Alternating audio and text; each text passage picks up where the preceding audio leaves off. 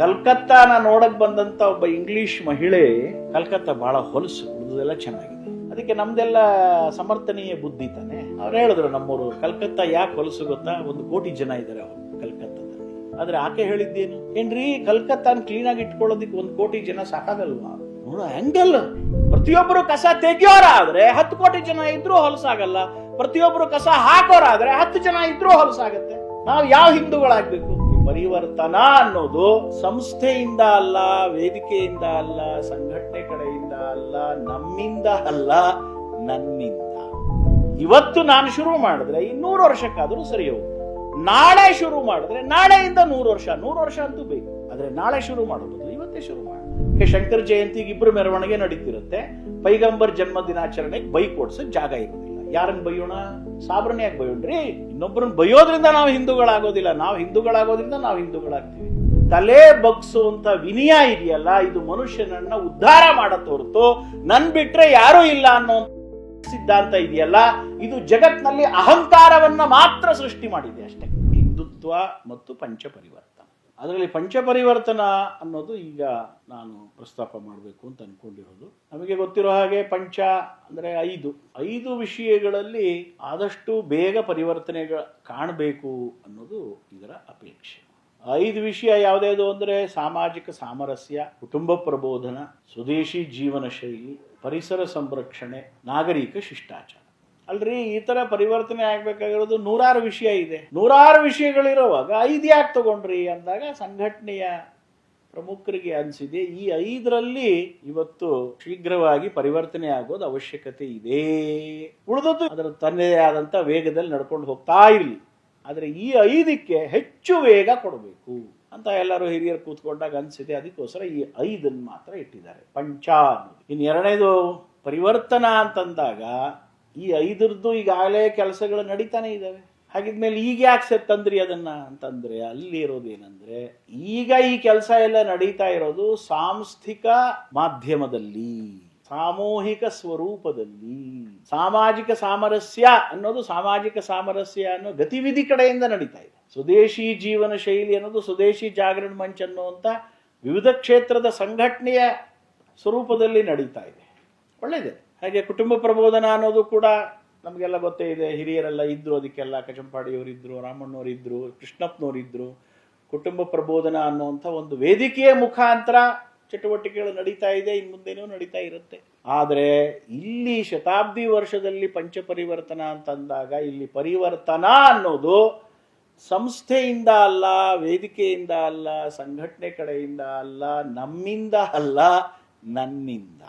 ಈ 5 ವಿಷಯಗಳಲ್ಲಿ ಶೀಘ್ರ ಪರಿವರ್ತನೆ ಆಗಬೇಕು ಅಂತಂದ್ರೆ ಪ್ರತಿಯೊಬ್ಬ ಸ್ವಯಂ ಸೇವಕ, ಪ್ರತಿಯೊಬ್ಬ ಕಾರ್ಯಕರ್ತ, ಪ್ರತಿಯೊಬ್ಬ ಪ್ರಚಾರಕ, ಪ್ರತಿಯೊಬ್ಬ ಹಿಂದೂ ಇದು ನಂದು, ಯಾರು ಹೇಳಲಿ ಬಿಡ್ಲಿ ನಂದು, ಯಾರು ಮಾಡ್ಲಿ ಬಿಡ್ಲಿ ಇದು ನಂದು.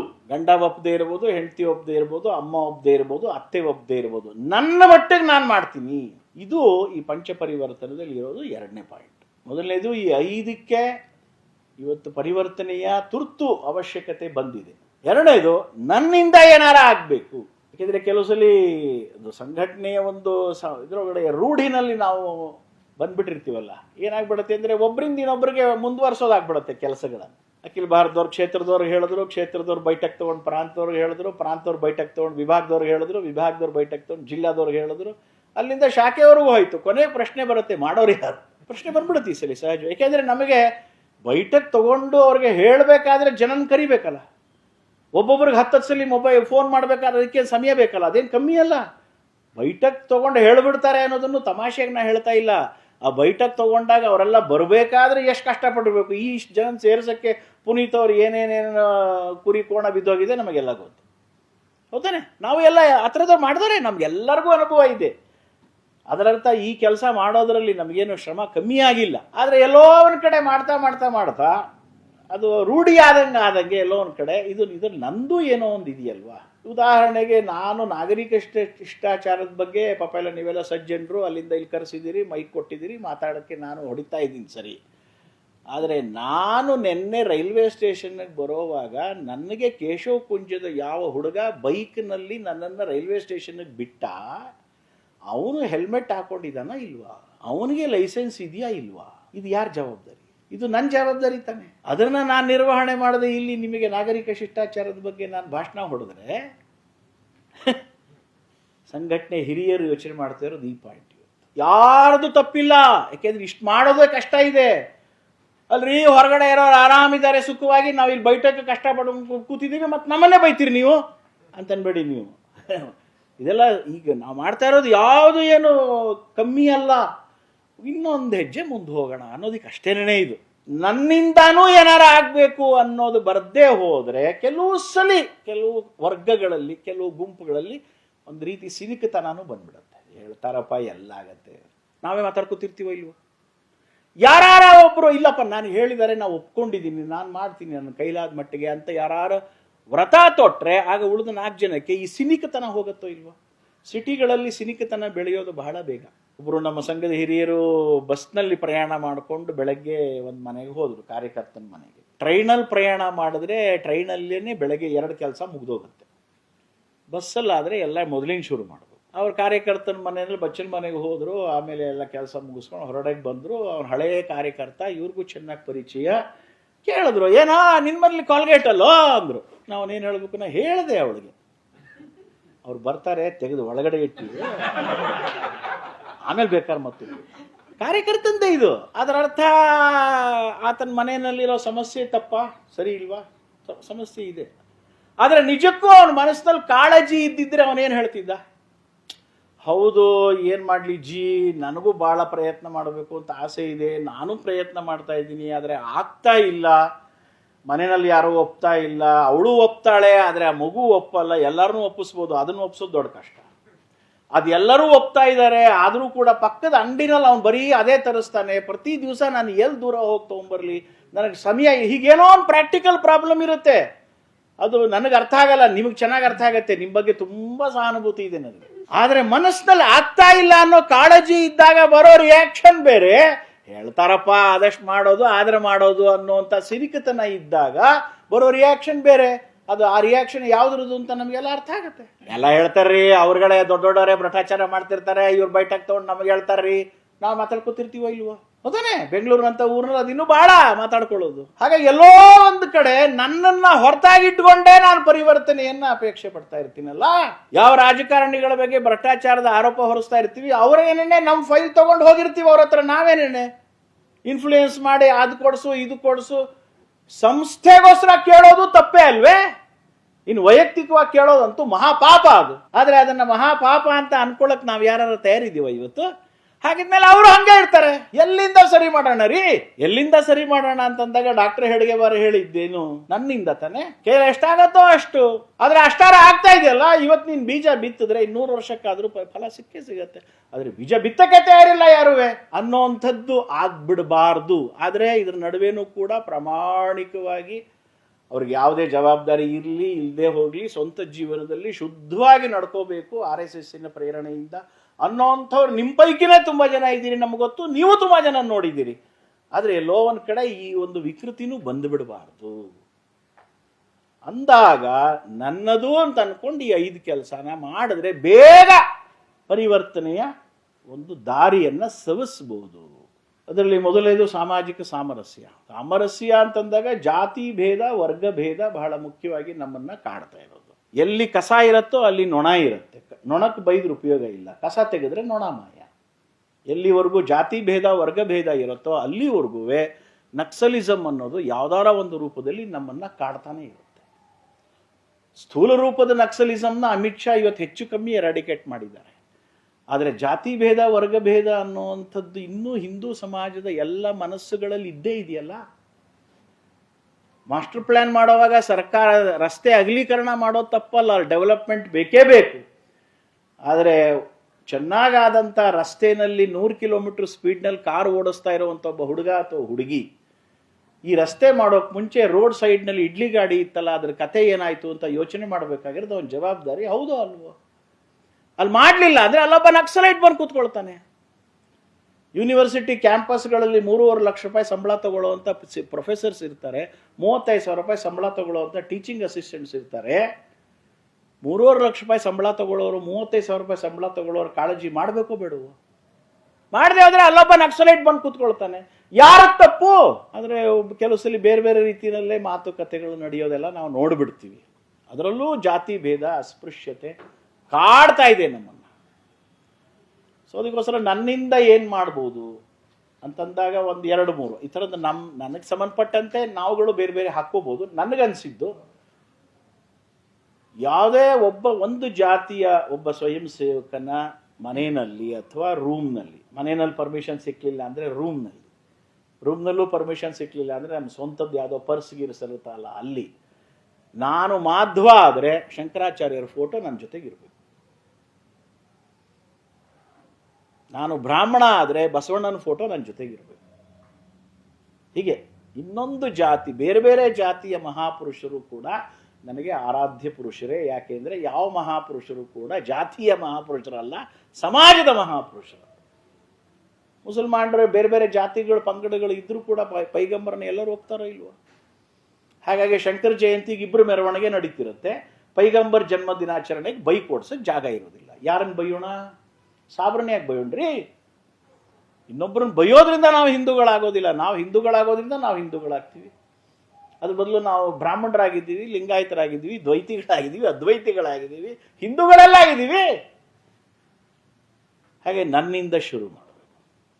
ಎರಡನೇದು, ನನ್ನ ಜಾತಿಯ ಮಹಾಪುರುಷ ಬಿಟ್ಟು ಬೇರೆ ಜಾತಿಯ ಮಹಾಪುರುಷರ ಜಯಂತಿ ನಡೀತಾ ಇದ್ದಾಗ ನನ್ನ ಕೈಲಾದ ಮಟ್ಟಕ್ಕೆ ಅದಕ್ಕೆ ಸಹಾಯ ಮಾಡ್ತೀನಿ. ಕರೀಲಿ ಬಿಡ್ಲಿ ನಾನು ಹೋಗ್ತೀನಿ.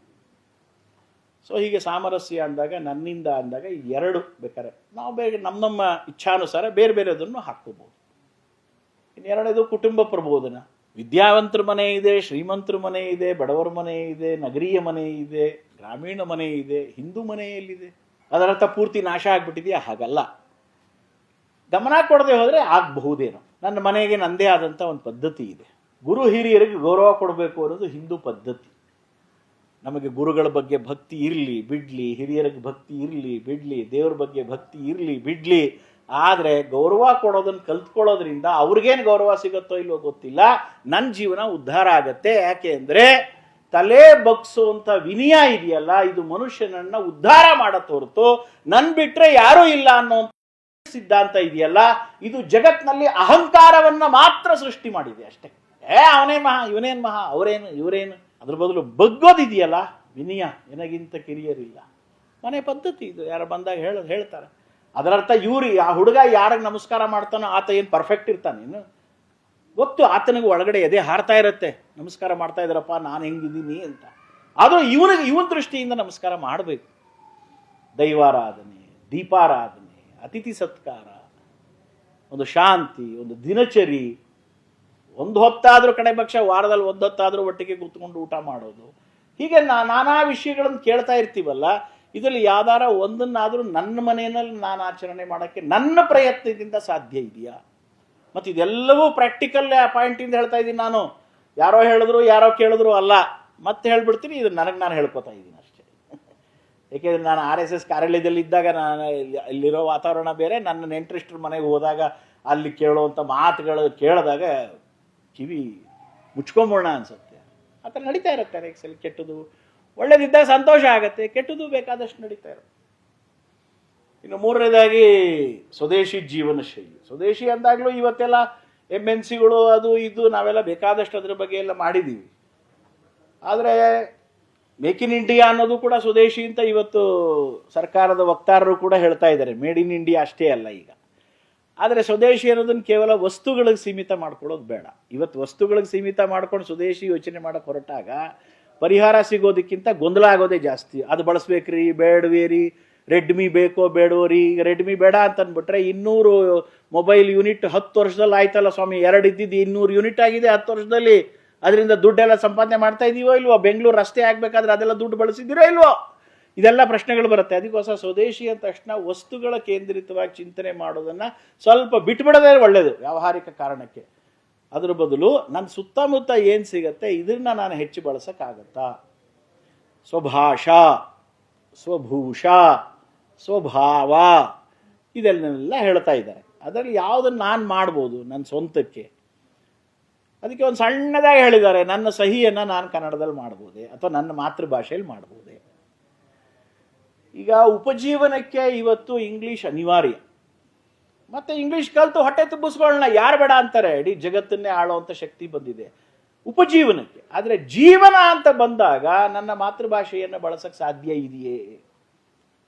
ಬೈಕಲ್ಲಿ ಹಿಂದೆ ಕೂತ್ಕೊಂಡವನು ಮುಂದಿನವನಿಗೆ ಆದೇಶ ಕೊಡೋವಾಗ ಲೆಫ್ಟ್ಗೆ ಹೋಗೋ ರೈಟ್ಗೆ ಹೋಗೋ ಅಂತಾನೆ ಹೊರತು ಬಲಕ್ಕೆ ಹೋಗು ಎಡಕ್ಕೆ ಹೋಗು ಅಂತ ಅವ್ರ ಅಪ್ರಾಣ ಹೇಳೋದಿಲ್ಲ. ಅಲ್ಲಿ ಕನ್ನಡ ಮಾಡ್ಬೋದಲ್ಲ, ಅಲ್ಲತ್ತು ಹಿಂದಿಲಿ ಮಾತಾಡ್ಬೋದಲ್ಲ. ಅಲ್ಲಿ ನಿಧಾನಕ್ಕೆ ಏನಾಗಿದೆ ಅಂದರೆ ನನ್ನ ಪೀಳಿಗೆ ಅಥವಾ ನಿಮ್ಗಳ ಪೀಳಿಗೆನಲ್ಲಿ ಹಾಳೆಗೆ ನಾವು ಹಾಳೆ ಅಂತನೂ ಅಂತಿದ್ವಿ, ತಕ್ಷಣ ನೆನಪಾಗದೆ ಹೋದರೆ ಪೇಪರ್ ಅಂತನೂ ಅಂತಿದ್ವಿ. ಏನು ತಪ್ಪಿಲ್ಲ. ಆದರೆ ಇದ್ರದ್ದು ದುಷ್ಪರಿಣಾಮ ಏನಾಗಿದೆ ಗೊತ್ತಾ? ಇವತ್ತಿನ ಮಕ್ಕಳಿಗೆ ಪೇಪರ್ ಅಂದರೆ ಮಾತ್ರ ಗೊತ್ತಾಗುತ್ತೆ, ಹಾಳೆ ಅಂದರೆ ಗೊತ್ತಾಗಲ್ಲ. ಅಲ್ಲಿಗೆ ಭಾಷೆ ಸತ್ತು ಹೋಗ್ತಾ ಇದೆ ಅಂತ ತಾನೇ ಅರ್ಥ. ನಾನು ಹೇಳಿದೆ, ನೀನು ಹಾಳೆ ಏನೋ ತಂದುಕೊಟ್ಟೆ ಕಣೋ, ಪೇಪರ್ ತಂದುಕೊಟ್ಟೆ, ಆಮೇಲೆ ನಂಗೆ ಕಾಣಿಸ್ತಾ ಇಲ್ಲ, ಸ್ವಲ್ಪ ಕತ್ಲಿದೆ, ದೀಪ ಹಾಕು ಒಂದೇ, ಮತ್ತೆ ಕಣ್ಕಂಡು ಬಿಡ್ತಾ ಶುರು ಮಾಡ್ದ. ಲೈಟ್ ಹಾಕೋ, ತಕ್ ಚಕ್ ಚಕ್ ಅಂತ ಹಾಕು. ಅಲ್ಲಿಗೆ ಭಾಷೆ ಸತ್ತು ಹೋಗ್ತಾ ಇದೆ. ಇದನ್ನ ಯಾವ್ದಾರ ಒಂದು ಸಣ್ಣ ಗುಂಪು ಯೋಚನೆ ಮಾಡಬೇಕು ಬೇಡವ? ಮತ್ತೆ ಹೇಳ್ತೀನಿ, ಉಪಜೀವನಕ್ಕೆ ಯಾವ ಭಾಷೆ ಬೇಕಾದ್ರೆ ಕಲಿಯೋಣ, ಜಗತ್ತಾಳೋಣ. ಆದರೆ ಜೀವನ ಅಂತ ಹೇಳಿದಾಗ ಎಲ್ಲೋ ಒಂದು ಕಡೆ ನನ್ನ ಇತಿಮಿತಿನಲ್ಲಾದ್ರೂ ಸ್ವಲ್ಪ ಎಲ್ಲಾದರೂ ನಾವು ಭಾಷೆಯನ್ನು, ನಮ್ಮ ಭೂಷಣವನ್ನು ಉಳಿಸ್ಕೊಳ್ಳೋಕೆ ಸಾಧ್ಯ ಇದೆಯೇ? ಕಡೆಯ ಪಕ್ಷ ನನ್ನ ಸಹಿಯನ್ನು ನಾನು ನನ್ನ ಮಾತೃಭಾಷೆಯಲ್ಲಿ ಮಾಡ್ಬೋದೇ? ನನ್ನ ನಿತ್ಯದ ವ್ಯವಹಾರದ ಭಾಷೆಯಲ್ಲಿ ನಾನು ಮಾತೃಭಾಷೆ ಬಳಸ್ಬೋದೆ? ಅಲ್ಲಿಂದ ಸ್ವದೇಶಿ ಶುರುವಾಗಲಿ, ಉಳಿದದ್ದು ಆಮೇಲೆ ನೋಡೋಣ. ಹಾಗೆ 4ನೇದು ಪರಿಸರ ಸಂರಕ್ಷಣೆ. ಸಂರಕ್ಷಣೆ ಎಂದಾಗ ಬೇಕಾದಷ್ಟು ಜನ ಮಾಡ್ತಾ ಇದ್ದಾರೆ ಒಳ್ಳೊಳ್ಳೆ ಕೆಲಸ. ಆದರೆ ಪ್ರಶ್ನೆ ಇರೋದು, ನನ್ನ ಕೋಣೆಯಿಂದ ನಾನು ಹೊರಗಡೆ ಬರೋವಾಗ ಆಟೋಮ್ಯಾಟಿಕ್ ಆಗಿ ರಿಫ್ಲೆಕ್ಸ್ ಆ್ಯಕ್ಷನ್ ನನ್ನ ಕೈ ಸ್ವಿಚ್ ಬೋರ್ಡ್ ಮೇಲೆ ಹೋಗಬೇಕು. ಅನಗತ್ಯವಾಗಿ ದೀಪ ಉರಿಬಾರ್ದು, ಫ್ಯಾನ್ ಉರಿಬಾರ್ದು, ನಲ್ಲಿನಲ್ಲಿ ನೀರು ಸುರಿತಾ ಇರಬಾರ್ದು. ಅಲ್ಲಿಂದ ಶುರು ಆಗಬೇಕು, ನನ್ನಿಂದ ಅಂದಾಗ ಅಲ್ವೇ? ಇದನ್ನು ನಾನು ಅಭ್ಯಾಸ ಮಾಡ್ಕೋಬೇಕು, ನನ್ನ ಮಕ್ಕಳಿಗೆ ಅಭ್ಯಾಸ ಮಾಡಿಸಬೇಕು. ಇದ್ರಲ್ಲಿ ಭಾಳ ಕಷ್ಟ ಇದೆ. ಏನಮ್ಮ ಕಿರಿಕಿರಿ ಮಾಡ್ತೀನಿ ಸುಮ್ಮನೆ ಯಾವಾಗಲೂ ಅಂತ ಇರ್ತಾರೆ ಮಕ್ಕಳು. ಮಕ್ಕಳದೊಂದು ಕಾಮನ್ ಡೈಲಾಗು, ಅಮ್ಮ ನೀ ಯಾಕೆ ಭಾಳ ಟೆನ್ಷನ್ ತಗೋತಿ ಏನು ಬಿಡ್ತಾರೆ, ಮುಗಿದೋಯ್ತು. ಆನ್ಲೈನ್ ಗೇಮಿಂಗಲ್ಲಿ 18 ಲಕ್ಷ ರೂಪಾಯಿ ಮುಳುಗಿಸಿರ್ತಾನೆ ಅಪ್ಪನಿಗೆ. ಯಾಕೆ ಟೆನ್ಷನ್ ತಗೋತಿ ಅಂತಾನೆ. ತೊಗೊಳ್ದು ಇನ್ನೇನು ಸೂಸೈಡ್ ಮಾಡ್ಕೋಬೇಕಷ್ಟೇ, ಕಾಮನ್ ಡೈಲಾಗ್. ಗೊತ್ತಾಯ್ತು? ಇದೆಲ್ಲ ಪ್ರಾಕ್ಟಿಕಲ್ ಪ್ರಾಬ್ಲಮ್ಸ್ ಇದ್ದೇ ಇದೆ. ಇದ್ರ ನಡುವೆನೂ ಕೂಡ ಎಲ್ಲೂ ಸಂಘರ್ಷ ಆಗಬಾರ್ದು ಮಕ್ಕಳನ್ನು ತಿದ್ದೋವಾಗ. ಯಾಕೆಂದರೆ ನಮ್ಮ ಮಕ್ಕಳವರು. ಗೊತ್ತಾಯ್ತು? ಹಾಗಾಗಿ ಸಮನ್ವಯ ರೀತಿಯಲ್ಲಿ ಹೆಂಗೆ ಮಾಡೋದು ಪರಿಸರ ಸಂರಕ್ಷಣೆ? ಕಲ್ಕತ್ತಾನ ನೋಡಕ್ಕೆ ಬಂದಂಥ ಒಬ್ಬ ಇಂಗ್ಲೀಷ್ ಮಹಿಳೆ ವಾಪಸ್ ಹೋಗೋವಾಗ ಒಬ್ಬ ಹಿಂದೂ ನಮ್ಮ ಜನ ಸಿಕ್ಕರು. ಕಲ್ಕತ್ತಾ ಚೆನ್ನಾಗಿದೆ ಅಂತ ಹೇಳಿದ್ರು. ಆದರೆ ಕೊನೆಗೆ ಅವರೊಂದು ಕಾಮೆಂಟ್ ಮಾಡಿದ್ರು, ಇಂಗ್ಲೀಷ್ ಯಾಕೆ, ಕಲ್ಕತ್ತಾ ಭಾಳ ಹೊಲಸು, ಉಳಿದೆಲ್ಲ ಚೆನ್ನಾಗಿದೆ. ಅದಕ್ಕೆ ನಮ್ಮದೆಲ್ಲ ಸಮರ್ಥನೀಯ ಬುದ್ಧಿ ತಾನೆ. ಅವ್ರು ಹೇಳಿದ್ರು, ನಮ್ಮೂರು ಕಲ್ಕತ್ತಾ ಯಾಕೆ ಹೊಲಸು ಗೊತ್ತಾ? 1 ಕೋಟಿ ಜನ ಇದ್ದಾರೆ ಕಲ್ಕತ್ತಾದಲ್ಲಿ. ನಮಗೂ ಅನಿಸುತ್ತೆ ಜನ ಜಾಸ್ತಿ ಇದ್ದಾಗ ಹೊಲಸಾಗೋದು ಸಹಜ. ಹಾಗಾಗಿ ನಮ್ಮ ಶ್ರೀರಂಗಪಟ್ಟಣದ ನದಿ ತೀರ ನೋಡಬಾರ್ದು, ನಮ್ಮ ದೇವಸ್ಥಾನಗಳನ್ನು ನೋಡಬಾರ್ದು, ಒಪ್ಕೊಂಡ್ಬಿಟ್ಟಿದ್ದೀವಿ. ಆದರೆ ಆಕೆ ಹೇಳಿದ್ದೇನು? ಏನ್ರಿ ಕಲ್ಕತ್ತಾನ ಕ್ಲೀನಾಗಿ ಇಟ್ಕೊಳ್ಳೋದಕ್ಕೆ 1 ಕೋಟಿ ಜನ ಸಾಕಾಗಲ್ವಾ? ನೋಡೋ ಆ್ಯಂಗಲ್. ಅದೇ ಕಲ್ಕತ್ತಾ, ಅದೇ 1 ಕೋಟಿ ಹೊಲಸಾಗೋದಿಕ್ಕೆ ಕಾರಣ ಆಗತ್ತೆ ಅಂತ ಒಬ್ಬ ಹಿಂದೂಗೆ ಅನ್ಸಿದ್ರೆ, ಒಬ್ಬಳು ಇಂಗ್ಲೀಷ್ ಹೆಣ್ಮಗಳಿಗೆ ಅನ್ನಿಸ್ತಾ ಇದೆ ಅಷ್ಟೇ ಜನನ ಬಳಸ್ಕೊಂಡು ಕಲ್ಕತ್ತಾನ ಸಿಂಗಾಪುರ ಮಾಡ್ತೀನಿ ನಾನು. ಇದಲ್ವೇ ದೃಷ್ಟಿ? ಪ್ರತಿಯೊಬ್ಬರು ಕಸ ತೆಗಿಯೋರಾದ್ರೆ 10 ಕೋಟಿ ಜನ ಇದ್ರೂ ಹೊಲಸಾಗಲ್ಲ. ಪ್ರತಿಯೊಬ್ಬರು ಕಸ ಹಾಕೋರಾದ್ರೆ 10 ಜನ ಇದ್ರೂ ಹೊಲಸಾಗತ್ತೆ. ನಾವು ಯಾವ ಹಿಂದೂಗಳಾಗಬೇಕು ಅಲ್ವೇ? ಈ ಪ್ರಶ್ನೆ ಏನು ಬರುತ್ತೆ? ಯಾವಾಗ ಸರ್ಕಾರದವ್ರು ಏನು ಮಾಡ್ತಾ ಇದ್ದಾರೆ, ಮೆಟ್ರೋಪಾಲಿಟನ್ ಇವ್ರೇನು ಮಾಡ್ತಾ ಇದ್ದಾರೆ ಅದು ಹೇಳ್ತೀವಿ ಹೊರತು ನಾನೇನು ಮಾಡ್ತಾ ಇದ್ದೀನಿ ಅನ್ನೋದನ್ನು ಸ್ವಲ್ಪ ಯೋಚನೆ ಮಾಡೋಣಪ್ಪ. ಅದು ಮಾಡಬೇಕು. ನಾನು ಯಾಕೆಂದ್ರೆ ನಾನು ನಮ್ಮ ಕೇಶವಕುಂಜದ ಪಕ್ಕದಲ್ಲೇ ನೋಡ್ತೀನಿ, ಎಲ್ಲ ತಂದು ಸುರಿದು ಹೋಗ್ತಾರೆ ರಸ್ತೆ ಮೇಲೆ. ನೀವು ನೋಡಿರ್ತೀನಿ ನಿಮ್ಮ ಮನೆಗಳು, ನೀವು ಎಷ್ಟು ಹೇಳಿದ್ರೂ ಕೇಳೋದಿಲ್ಲ. ಅದನ್ನೇನು ಮೋದಿ ಬಂದು ಸರಿ ಮಾಡ್ಬೇಕೇನದನ್ನು? ನಂದು ಪಾತ್ರ ಇದೆ ತಾನೇ ಎಲ್ಲೋ ಒಂದು ಕಡೆ, ಸರ್ಕಾರದ ಪಾತ್ರ ಇರೋದ್ರ ಜೊತೆ ಅವ್ರದ್ದು ಅರ್ಧ ನಮ್ಮದು ಅರ್ಧ. ಇದರಲ್ಲಿ ಆ್ಯಕ್ಚುಲಿ 100 ನಮ್ಮದೇ, ಯಾಕೆಂದರೆ ಸರ್ಕಾರ ಅಂತ ಕೂಡಿಸ್ಕೊಳ್ಳೋದು ನಮ್ಮಿಂದ ತಾನೇ. ಕೊನೆಯದಾಗಿ ನಾಗರಿಕ ಶಿಷ್ಟಾಚಾರ, ಅದ್ರ ಬಗ್ಗೆ ನಾನು ಆಗಲೇ ಉದಾಹರಣೆ ಕೊಟ್ಟೆ. ಟ್ಯಾಕ್ಸ್ ಕಟ್ಟೋದು, ಲೈಸೆನ್ಸು, ವೋಟ್ ಮಾಡೋದು, ಸರ್ಕಾರದ ಕಾನೂನುಗಳನ್ನು ಪಾಲನೆ ಮಾಡೋದು. ಮತ್ತೆ ಹೇಳ್ತೀನಿ, ನನಗಿಂತ ನಿಮಗೆ ಅದರದ್ದು ಕಷ್ಟನೂ ಚೆನ್ನಾಗಿ ಗೊತ್ತಿದೆ. ಎಷ್ಟೋ ಸಲ ಸರಿಯಾಗಿರೋದಕ್ಕಿಂತ ತಪ್ಪಾಗಿರೋದು ಈಸಿ ಅಂತ ಅನಿಸ್ಬಿಡುತ್ತೆ ಕೆಲವು ಸಲ. ಸರಿಯಾಗಿರೋಕೆ ಹೋದಾಗ 28 ಕಡೆ ಮೇಲೆ ಕೆಳಗಿಂದ ಎಲ್ಲ ಕಷ್ಟಗಳನ್ನು ಅನುಭವಿಸ್ಬೇಕಾದ ಪರಿಸ್ಥಿತಿನೂ ಅದೆಲ್ಲ ನಾನು ಹೇಳಿದೆ. ನೀವು ಗೃಹಸ್ಥರ ಬಗ್ಗೆ ನಂಗೆ ಭಾಳ ಸಹಾನುಭೂತಿ ಇದೆಯಪ್ಪ. ಇದ್ರ ನಡುವೆನೂ ಎಲ್ಲೋ ಒಂದು ಕಡೆ ನನ್ನ ಕೈಲಾದಷ್ಟು ನನ್ನ ಇತಿಮಿತಿನಲ್ಲಿ ಶುರು ಮಾಡದೆ ಹೋದರೆ ಪರಿವರ್ತನೆ ಎಲ್ಲಿಂದ ಆಗುತ್ತೆ? ಬರೀ ಹೇಳೋದಾಗತ್ತೆ ಬೈಟಕ್ಕೆ ತಗೊಂಡು. ಇವತ್ತು ನಾನು ಶುರು ಮಾಡಿದ್ರೆ 200 ವರ್ಷಕ್ಕಾದರೂ ಸರಿ ಹೋಗ್ಬೋದು. ನಾಳೆ ಶುರು ಮಾಡಿದ್ರೆ ನಾಳೆಯಿಂದ 100 ವರ್ಷ ಅಂತೂ ಬೇಕು. ಆದರೆ ನಾಳೆ ಶುರು ಮಾಡೋ ಬದಲು ಇವತ್ತೇ ಶುರು ಮಾಡೋಣ. ಸೊ ಹೀಗೆ ಇದಿಷ್ಟು ಪಂಚ ಪರಿವರ್ತನಕ್ಕೆ ಸಂಬಂಧಪಟ್ಟಂತೆ 5 ವಿಷಯಗಳಲ್ಲಿ ತುರ್ತು ಪರಿವರ್ತನೆ ಆಗಬೇಕು. ಪರಿವರ್ತನೆ ನನ್ನಿಂದ ಶುರು ಆಗಬೇಕು. ಇಷ್ಟು ಹೇಳಿ ಮುಗಿಸ್ತೀನಿ.